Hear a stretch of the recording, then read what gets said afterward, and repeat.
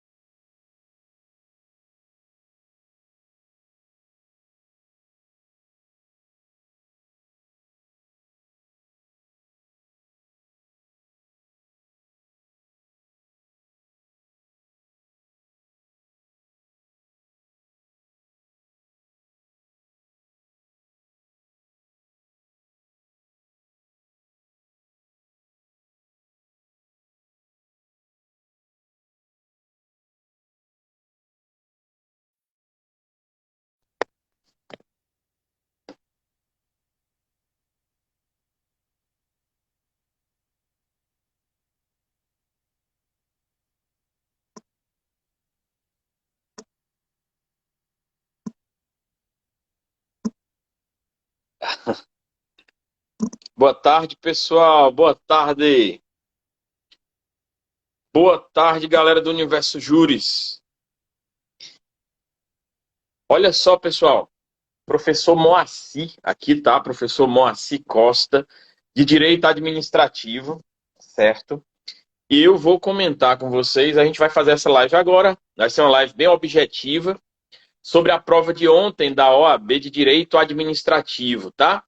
Desejar boa tarde para o David, para a Ingrid, que estão aí no Universo Júris. Eu estou aqui na minha humilde residência, tá certo? Vamos lá, pessoal, objetivamente. Prova de ontem, segunda fase da OAB, 34º exame, Direito Administrativo. Prova aplicada ontem, dia 24 de abril de 2022, tá? Boa tarde a todo mundo que está chegando. Essa live vai ficar salva, tá bom? Para os nossos demais alunos assistirem na hora que puderem. Muito bem, pessoal, a peça. Vamos falar aqui da peça da prova de ontem de Direito Administrativo. A questão praticamente entregou a peça. Na prova de segunda fase, você pode acessar a lei, né? E a questão, o enunciado da peça, pessoal, ele praticamente entregou, ele deu até o artigo da Constituição, né? Ele mencionou o artigo 105, inciso 2º da Constituição. Era só você abrir a Constituição e ver qual era o recurso, né? Que era um recurso ordinário. Ou você pode chamar de recurso ordinário constitucional, tá? Tirar esse filtro engraçado, esse filtro aí. Vamos ver aqui, deixa eu ver aqui. Não, não é esse não. Aí, vamos lá. Olha só, pessoal. Então, vamos lá, rapidamente o que aconteceu, né? Um estado chamado Estado Beta, podia ser o estado do Ceará, né? Realizou licitação e formalizou o contrato administrativo, certo? Com base na nova lei de licitações. Para a realização de uma obra de grande relevância para a coletividade. Por exemplo, um hospital. Vamos pensar aqui que era um hospital, uma coisa que a gente está precisando com urgência. Enfim, uma obra de grande relevância, da qual se sagrou vencedora uma empresa chamada Alfa. A qual iniciou a execução do contrato, né? Mobilizou o equipamento, ou seja, ela pegou as máquinas que ela ia precisar para fazer essa construção, o material, né? De cimento, tijolo, o pessoal dela, enfim, teve uma mobilização grande, porque é uma obra grande. Muito bem. E ela começou a executar o contrato. E durante o prazo já de validade do contrato, né, o contrato já estava sendo executado, alguém descobriu que houve uma irregularidade lá na licitação, lá no início. A questão não fala qual seria essa irregularidade, mas vamos supor que a administração usou a modalidade errada de licitação, né? Era para ter usado, vamos supor, pregão, que é só bens e serviços comuns, aliás, ela usou o pregão, né, que é só bens ou serviços comuns, e era para ter usado a concorrência, que é outra modalidade de licitação. Enfim, foi um erro da administração pública. A empresa não tem culpa nenhuma desse erro. Foi a administração pública quem errou. Era para ter usado uma modalidade de licitação, a concorrência, e acabou usando o pregão, e o pregão é só para bens e serviços comuns. Então, enfim, é só um exemplo aqui dessa nulidade. E aí a empresa fica pensando, nossa, eu não tenho culpa nenhuma dessa irregularidade, eu já comecei a construir o hospital, a sociedade está precisando desse hospital, né? E agora? O que vai acontecer, né? Enfim, aí a questão continua. No trâmite desse procedimento, que era para anular essa licitação, questões relevantes foram ponderadas, tais como a impossibilidade de sanar o vício. Não dá mais para corrigir, a licitação já foi feita, já passou, não tem como voltar atrás e corrigir. Beleza. E as consequências de se promover a anulação do contrato. Que isso seria contrário ao interesse público. Por quê, pessoal? Ora, a gente está precisando do hospital, né? A população está precisando do hospital. E é precisando para agora. Então, anular a licitação e suspender a execução do contrato, né? Paralisar a construção da obra, ia ser uma coisa ruim para o interesse público, certo? Esse é o ponto. Apesar disso, o que foi que o Estado lá fez? Anulou a licitação. Quer dizer, vacilou, né? Vacilou. Aí usou como base o princípio da legalidade, ou seja, um valor jurídico formal, né? Um valor jurídico formal, que deveria ser contraposto com o interesse público mais importante ali, da saúde, a necessidade daquela obra, certo? Enfim, então a administração foi extremamente formalista, foi formalista até demais, né? Exageradamente. E descumpriu a lei, a gente vai ver por quê. Muito bem, o que mais que aconteceu aqui? O enunciado é grande, eu não estou lendo o enunciado todo. Pronto, aí o advogado, o que acontece? Essa empresa que vai ser prejudicada, né, que é a empresa Alfa, por quê? Porque ela ganhou a licitação, ela já está construindo o hospital, ela mobilizou, ela gastou, ela mobilizou o maquinário dela todo, já comprou material, já adquiriu material para construir a obra, já começou a construir a obra. Essa empresa vai ficar no prejuízo, né? E vai deixar de receber o dinheiro que ela ia receber até o fim do contrato. Então ela está insatisfeita, essa empresa. E aí ela procurou um advogado, e esse advogado ajuizou um mandado de segurança, por entender que a empresa sofreu uma violação de um direito líquido e certo, que é aquele direito que você já comprova na petição inicial, sem precisar de nenhuma dilação probatória, né, de nenhuma audiência, de nenhuma perícia.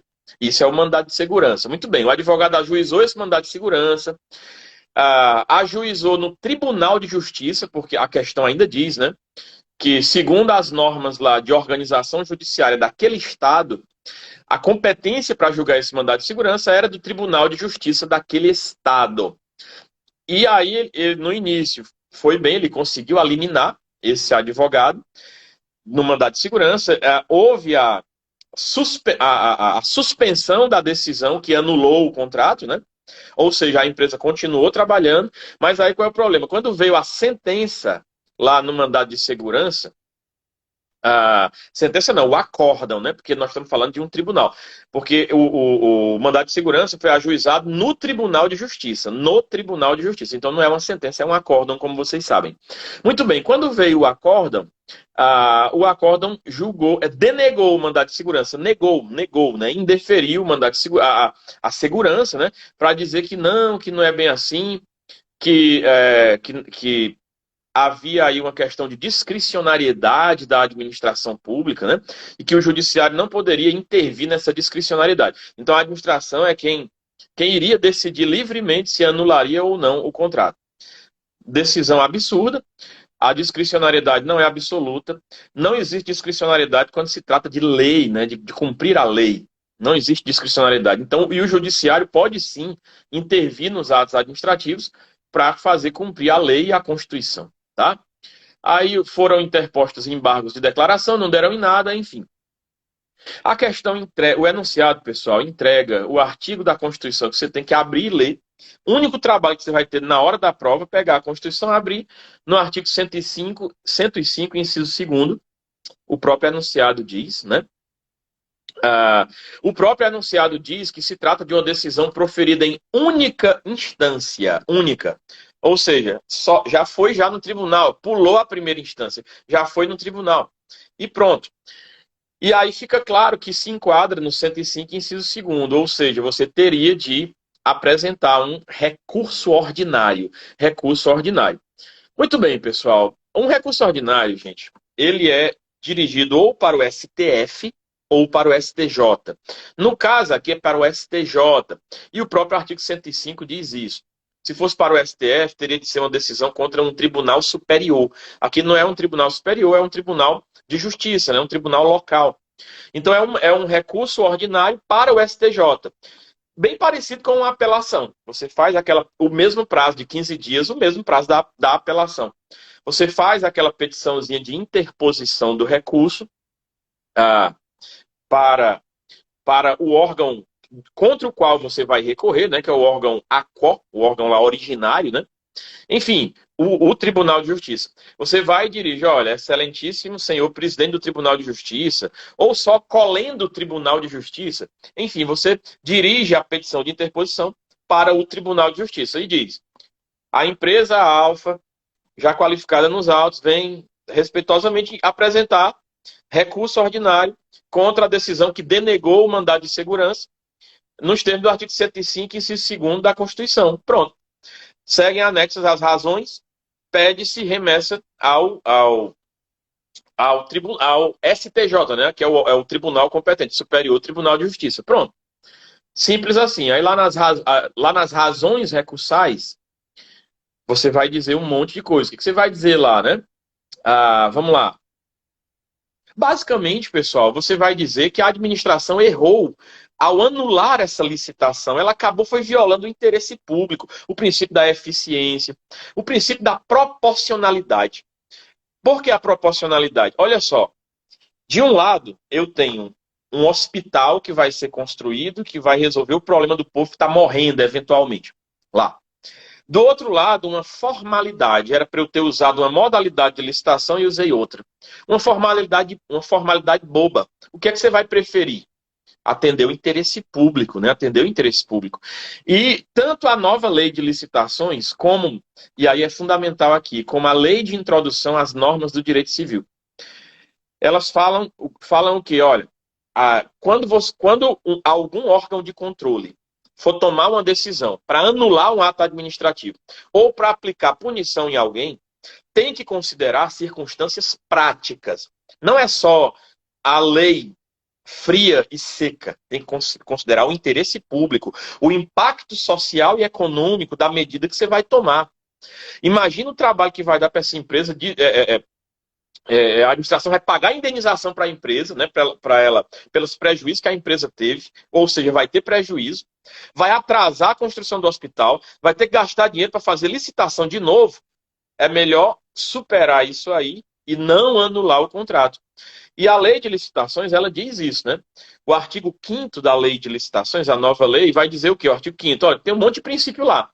Tem o próprio princípio da proporcionalidade entre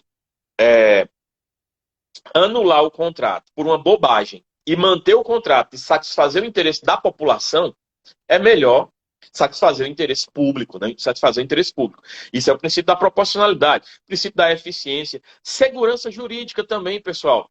A administração faz o contrato, a gente confia na administração, a empresa confia na administração, que está tudo certo, e lá na frente descobre que a administração vacilou, ela tem procuradores lá e não percebeu esse erro, não perceberam esse erro, né? Enfim, é como se houvesse aí uma violação da boa-fé. A administração faz uma licitação, contrata uma empresa, começa a construir a obra, e aí depois surpreende todo mundo dizendo, peraí, pessoal, lá no início eu cometi um erro. Você acaba violando a eficiência, a segurança jurídica, a proporcionalidade, né? Enfim, e o pior de tudo aí, que é o X da questão. O X da questão é esse.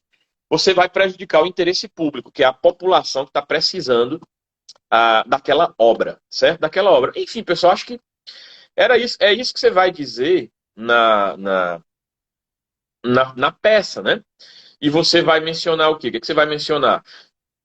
Ah, no caso, em relação ao mérito. Pedir a antecipação de tutela, viu? Não esquecer, né?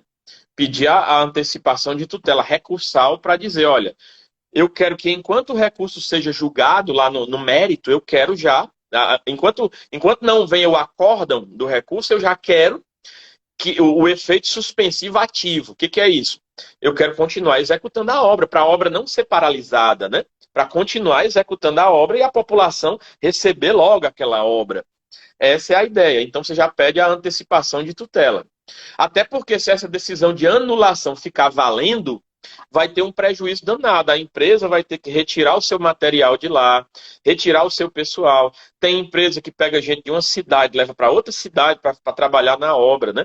Então tem que pedir a antecipação de tutela, certo? A antecipação de tutela recursal. Você pede e você fundamenta nos requisitos básicos, que é o perigo da demora. A fumaça do bom direito ali, que é tudo isso que eu estou dizendo, né, o interesse público, e o perigo da demora é esse, a população está precisando do hospital, o hospital não pode ser paralisado, a empresa não pode ter esse trabalho de retirar as coisas dela do local, é porque vai ter prejuízo, a administração vai ter que pagar esse prejuízo, é prejuízo para todo mundo. Muito bem, pessoal, então, na verdade, assim, você mencionando os princípios da lei de licitação, que é o artigo 5º da lei de licitação, inclusive os princípios da Lei de Introdução às Normas do Direito Civil, a LINDB, que está no próprio artigo 5º da Lei de Licitação, né? Que vai dizer o quê? A LINDB, a Lei de Introdução às Normas do Direito Brasileiro, vai dizer, olha, não vamos tomar decisões que contrariam o interesse público. Antes de punir algum gestor público e antes de anular alguma medida, vamos ver se isso que nós vamos fazer não vai prejudicar o interesse público, né? Vamos nos colocar no lugar da população e dos gestores. Vamos sopesar circunstâncias práticas, o impacto social que aquela medida vai causar. É isso? Enfim, então é isso, pessoal. E aí você pede lá no final a antecipação de tutela, né? Para a obra não ser paralisada, e pede o conhecimento e provimento do recurso para que seja reformado o acórdão lá do Tribunal de Justiça, para você anular, né, a decisão que invalidou a licitação, né? Você anular a decisão que invalidou aquela licitação para a obra poder continuar. Basicamente isso. Né? Você dizendo isso, você acertaria a peça praticamente toda. Você pode mencionar aqui a presença dos requisitos para entrar com o recurso, né? Que houve a tempestividade, o recurso é regular, né? Que é a regularidade formal e tal, tá tudo certinho o recurso. Que mais? O preparo, que você tem que mencionar, o preparo em anexo, que é o pagamento do recurso, né? Então, você pode só mencionar, segue anexo o comprovante do preparo. Enfim, então, pessoal, não é nada do outro mundo. Eu digo que não é nada do outro mundo porque o enunciado da questão entregou muita coisa, né?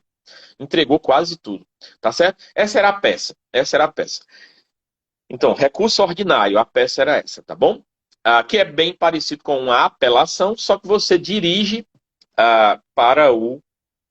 no caso da questão, para o Superior Tribunal de Justiça, o STJ. Certo? Aí, pessoal, e as questões, né? Vamos lá, rapidamente. 4 questõezinhas, vou comentar rapidamente, certo? Vamos lá. Aqui. Primeira questão subjetiva da prova de ontem, de direito administrativo. Vamos lá. Estou com o caderno de prova aqui, passando para chegar nela, tá?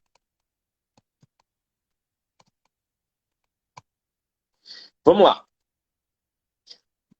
Três empresas, Alfa, Beta e Gama, fraudaram uma licitação para reformar um estádio esportivo, tipo um estádio de futebol. Um estádio de futebol. Então elas se combinaram, né? Combinaram de uma delas ganhar, ou de praticarem preços altos de a administração. Enfim, essas 3 empresas entraram em conluio e acabaram fraudando uma licitação. Pessoal, não tem envolvimento de nenhum agente público aqui. Isso é fundamental. Porque aí você sabe que não tem a lei de improbidade administrativa, porque não tem nenhum agente público envolvido. E aqui o problema fala de pessoas jurídicas. Você tem que saber o quê? Lei anticorrupção, que é a empresa limpa. E o enunciado da questão chega a mencionar a lei anticorrupção. Então ele entrega para você, né?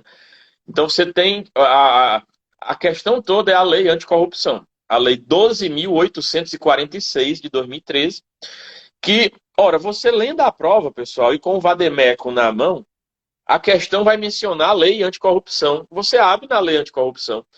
E mesmo sem saber da resposta, você pode encontrar, não é uma lei grande, né? Na hora, bem. A questão fala de acordo de leniência. Leniência, o que é isso? A empresa faz para reduzir as penalidades que ela ia sofrer. Pronto. Tem lá, você procura, você abre a lei anticorrupção e vê lá o capítulozinho que fala do acordo de leniência, que tem lá em letras maiúsculas. Você vai ver na hora que abrir a lei. Então não tem nada do outro mundo aqui, certo? Porque você faz a prova com o vademécum na mão, com a legislação na mão, tá? Então vamos lá. Continuando aqui a questão. Após regular processo administrativo, restaram comprovadas, né, autoria e materialidade, ou seja,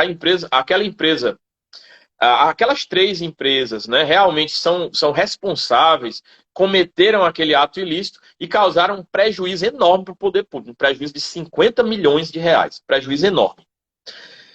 Muito bem, uma das empresas, que é a empresa Alfa, procurou a administração pública, né, procurou lá o Estado e disse querendo fazer um acordo de leniência. Chegou e disse, olha, é o seguinte, eu vou entregar tudo que aconteceu. A gente se reuniu, as 3 empresas, e combinamos entre si, eu sou culpada mesmo, e eu quero confessar tudo e entregar todo mundo que participou do esquema aqui. Pronto, a empresa Alfa fez isso. Muito bem. Ela fez isso em janeiro de 2021.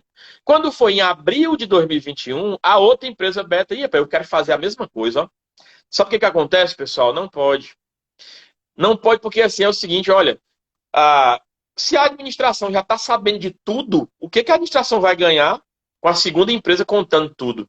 A primeira, então, a lei anticorrupção, ela tem um artigozinho lá, o artigo 16. É o parágrafo primeiro do artigo 16, né? Que ele vai dizer que é o seguinte: só quem vai ganhar o acordo de leniência é a primeira empresa que contar tudo. Porque depois que a primeira empresa contar tudo, perdeu a graça, né? Perdeu a graça.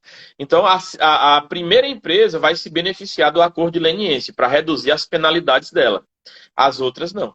Vai ser a primeira que procurou a administração pública. Enfim, e essa já é a resposta da letra A, né, dessa primeira questão.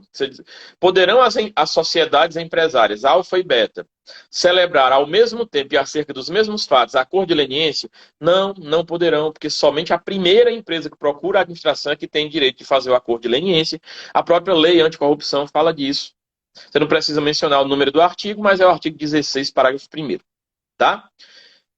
Aí a B pergunta: pelo poder público, de quem é a competência para celebrar o acordo de leniência? Da administração pública, não é do judiciário, não é do Ministério Público, é da administração pública. E é a autoridade máxima da administração pública da área, né? Então, vamos supor que isso aqui aconteceu dentro de uma autarquia, como o INSS.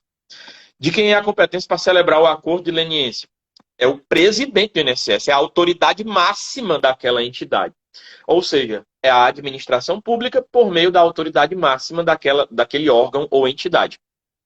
Não é o judiciário, não é o Ministério Público. O acordo de leniência acontece dentro da administração pública, não precisa de participação do Ministério Público nem de homologação social. Essa é a outra coisa que a questão pergunta. Ela pergunta: há necessidade de participação do Ministério Público ou de homologação judicial? Não, não há necessidade, porque isso aqui é um procedimento administrativo apenas. Tá? Essas respostas, pessoal, estão todas na lei anticorrupção. E a questão menciona. A questão diz: observados os fatos narrados à luz da lei anticorrupção. Você, com o vademécum na mão, abre a lei, que é pequena, procura um capítulozinho onde tem acordo de leniência e acha a resposta. Certo? Então, assim, não tem nada do outro mundo, tá bom? Vamos ver a segunda questão agora. Prova de ontem, direito administrativo. Segunda fase da OAB, tá? Vamos lá. Gabriel é servidor de determinado órgão consultivo federal. Gabriel tinha que emitir um parecer.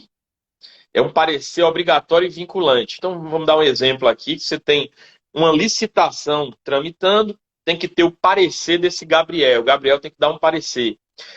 E esse parecer é obrigatório, ou seja, o Gabriel não pode deixar de dar esse parecer. E é vinculante. Significa que o que o Gabriel disser, o gestor que vai fazer a licitação tem que obedecer. Tá? Enfim, só que o Gabriel não deu parecer. Está dizendo aqui: por estar assoberbado de trabalho, Gabriel tinha muita coisa para fazer, Gabriel não conseguiu elaborar em tempo o parecer. Beleza. Aí, o que aconteceu? Vamos lá. Opa, saí aqui da página, né, onde eu estava. Vamos lá, então, o que aconteceu? Gabriel apresentou esse parecer, mas depois do processo já tinha terminado, a licitação já tinha sido feita, e aí o Gabriel apresentou esse parecer depois, certo? E ele deu o parecer dele foi contrariando o que a administração fez. Tipo, a administração, um exemplo, né? A administração queria dispensar uma licitação, queria fazer uma contratação sem licitação. Aí o Gabriel, que era para ter se manifestado antes, se manifestou depois e disse assim: rapaz, olha, é o seguinte, era para ter feito a licitação. Era para ter feito. Aí o gestor vai ficar danado com o Gabriel. E por que tu não falou antes, Gabriel? Eu já fiz a dispensa de licitação, já contratei a empresa. Enfim, então nós temos um problema aqui. E houve até prejuízo para a administração pública, né? Que acabou contratando sem licitação, eventualmente por um preço mais caro do que poderia encontrar se tivesse feito a licitação, né? Enfim, aí a questão vai perguntar: o processo administrativo poderia ter prosseguido sem a apresentação do parecer de Gabriel? Não poderia ter prosseguido, pessoal, não poderia, tá? Porque o parecer é obrigatório e vinculante. Quem que trata disso, gente? A Lei do Processo Administrativo Federal. Tem uma Lei do Processo Administrativo Federal, Lei 9784 de 99. Essa lei tem um artigozinho lá É o artigo 42, né? O artigo 42 dela, que vai dizer justamente, ó, se o parecer é obrigatório e vinculante, o processo não pode prosseguir sem o parecer.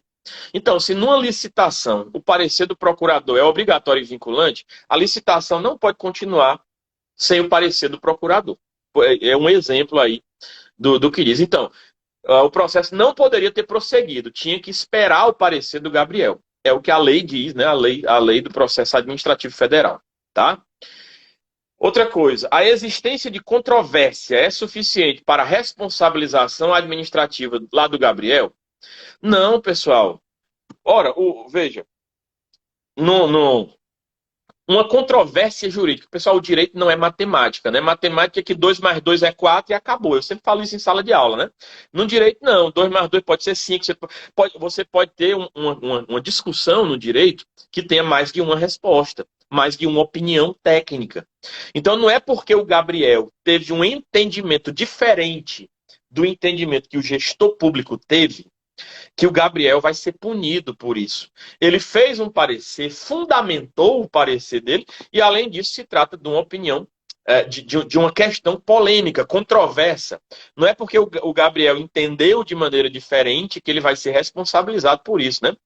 A própria lei de introdução às normas do direito civil, ela diz que os gestores públicos que tomam decisões e que emitem opiniões técnicas, como é o caso do Gabriel, eles só se responsabilizam por dolo ou erro grosseiro.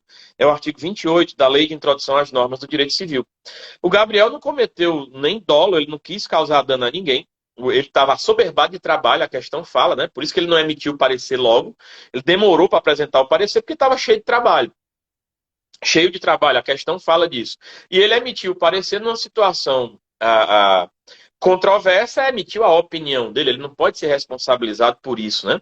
Você já pensou um médico, por exemplo, que também emite opiniões técnicas.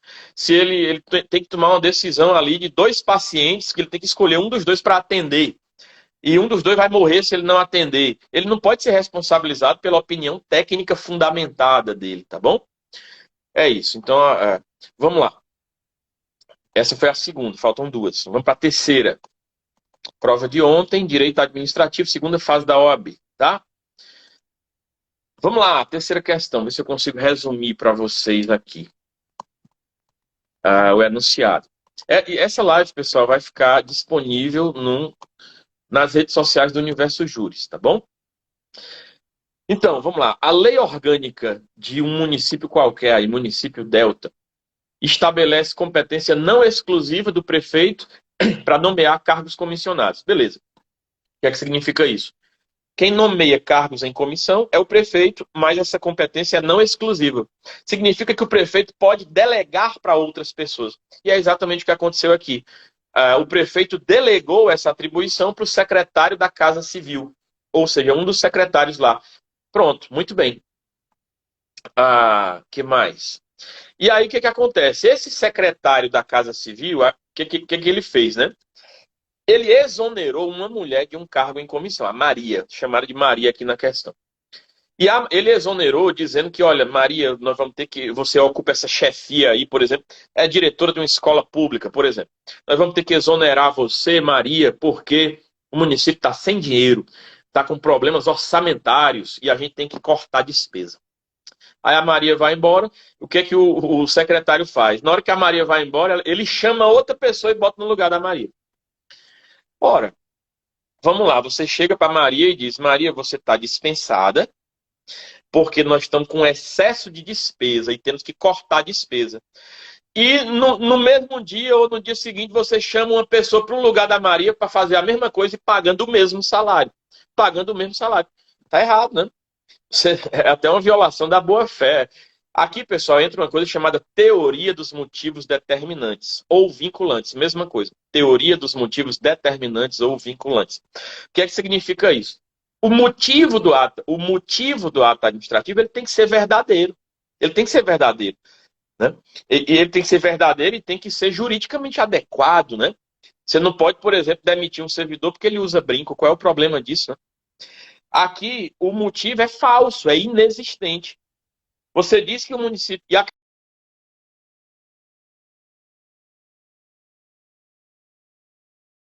história, a melhor arrecadação, ou seja, a questão entrega que a decisão desse secretário foi errada, né? Ou seja, que era mentira que o município estava precisando cortar despesa. Enfim, aí vamos lá, o que que aconteceu? Primeiro, a delegação de competência feita pelo prefeito é lícita? Sim, sim. Por quê? Porque se trata de uma competência não exclusiva. Se fosse competência exclusiva, o prefeito não poderia delegar para ninguém. E tem mais duas coisas que você não pode delegar, que também não é o caso da questão. Primeiro, para fazer norma. Por exemplo, o prefeito pode fazer um decreto, ele não pode delegar a elaboração de um decreto para outra pessoa. Isso está no artigo 13 da Lei do Processo Administrativo Federal, Lei 9784. Enfim, então fazer norma não pode delegar e também não pode delegar julgamento de recurso, que aí seria absurdo, né?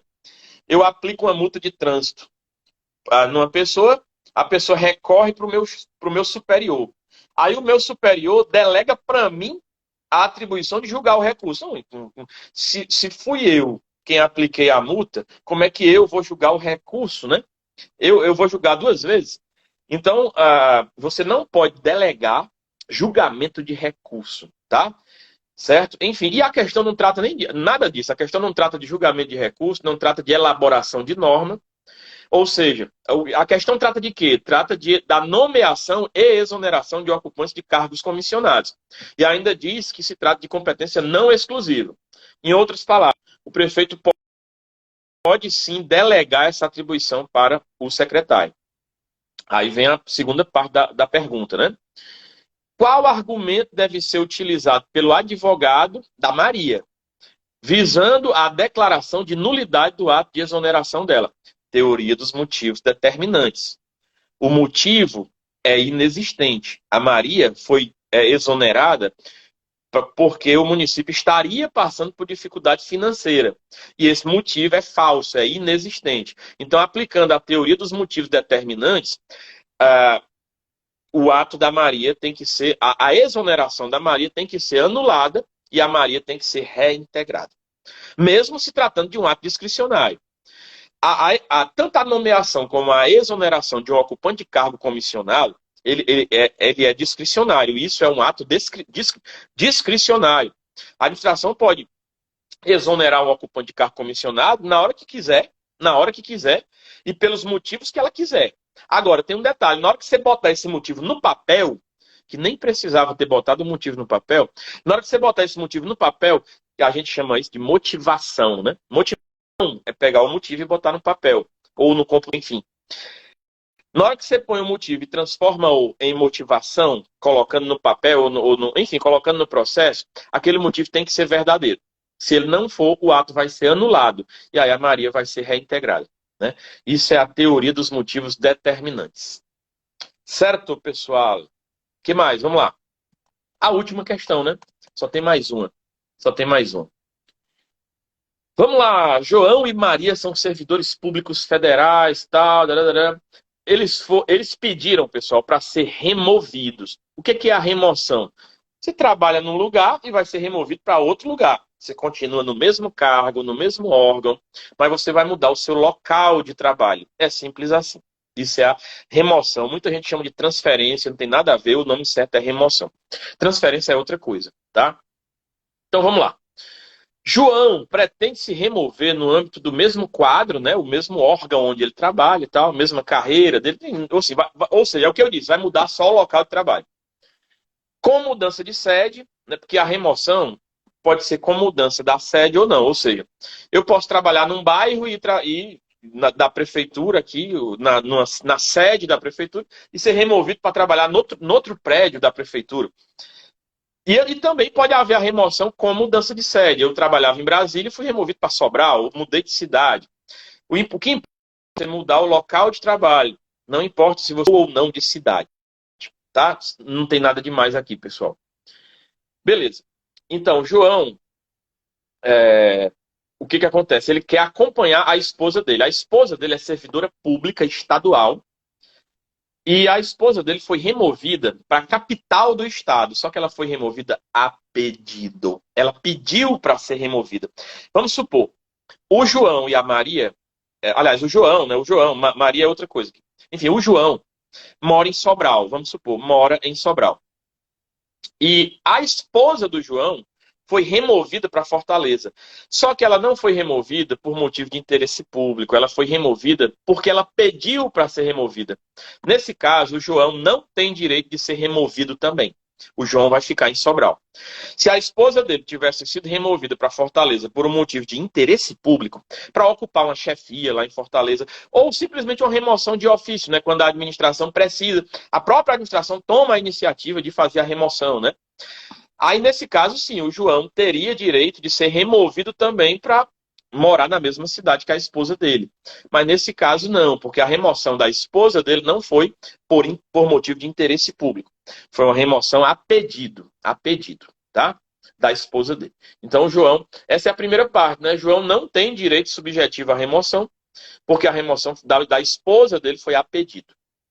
Aí vem a questão fala de outra coisa. Aí Maria, que é outra pessoa na questão, né? Maria, a... Pronto, Maria é uma servidora pública que tem um problema de saúde. Maria está com câncer, em tratamento de quimioterapia.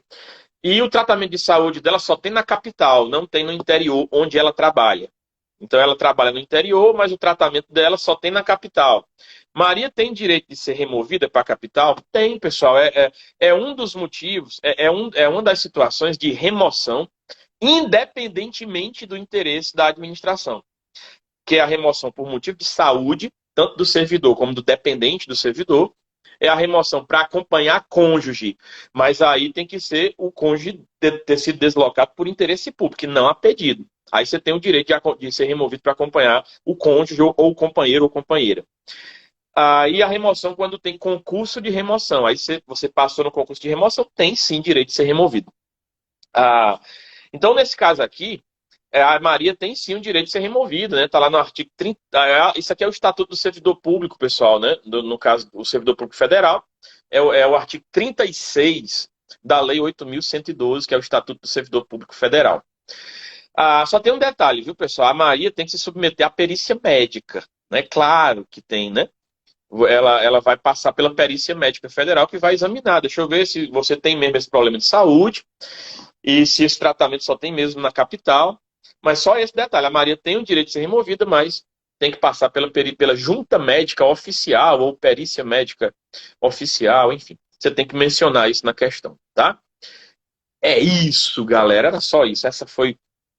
Esses foram os comentários sobre a prova da OAB de ontem, segunda fase, 34º exame, prova de Direito Administrativo, aplicada ontem, dia 24 de abril de 2022. Grande abraço do professor Moacir para vocês, tá? Tudo de bom? Abração. Tô saindo aqui, gente. Até a próxima. A gente se encontra.